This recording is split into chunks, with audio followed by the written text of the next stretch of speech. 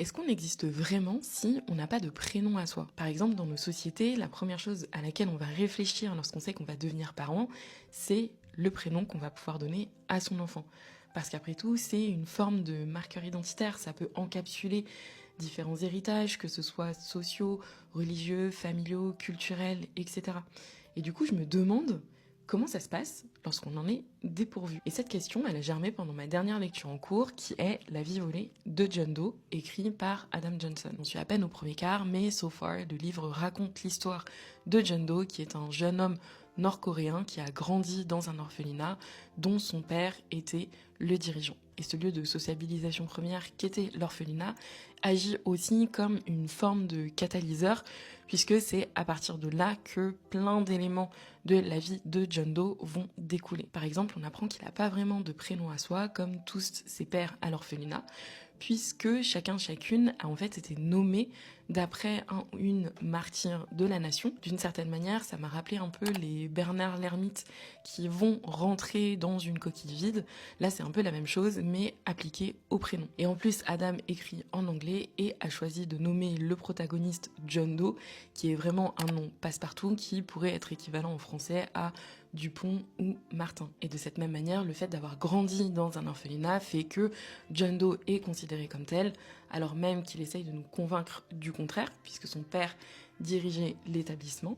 Et ça lui confère un statut particulier dans la société où on va lui donner les tâches les plus ingrates à réaliser parce qu'on le considère comme un pion et comme une personne qui n'a pas véritablement d'attache. Et en fait, plus j'avance dans le livre, bon après j'en suis vraiment qu'au premier quart, mais plus j'ai l'impression que les différents personnages qui vont évoluer autour de John Doe ont un peu ce même statut dans la société. Il y a une scène qui le met bien en lumière où John Doe a été posté sur un bateau de pêche pour faire de l'espionnage et pendant toute cette mission, on va suivre les allées et venues des différents marins, mais personne, je dis bien personne, n'est désigné par un prénom, uniquement par sa fonction.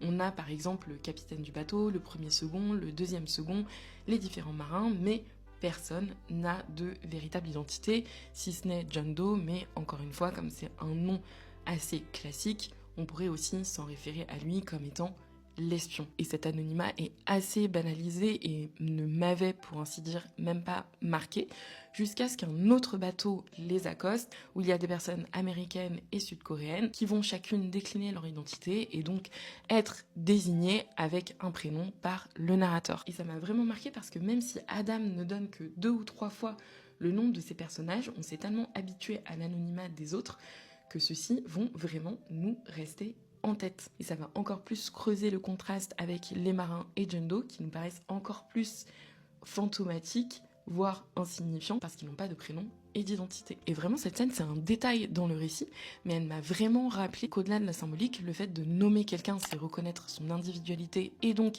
sa singularité par rapport à la masse, et c'est aussi une manière de lui donner de l'importance et de reconnaître son humanité. Parce que sans ça, on devient tous et toutes interchangeables, comme John Doe et les marins. Anyways, c'est tout pour aujourd'hui, je m'en vais retourner à ma lecture et je te dis à très vite au bord du bassin.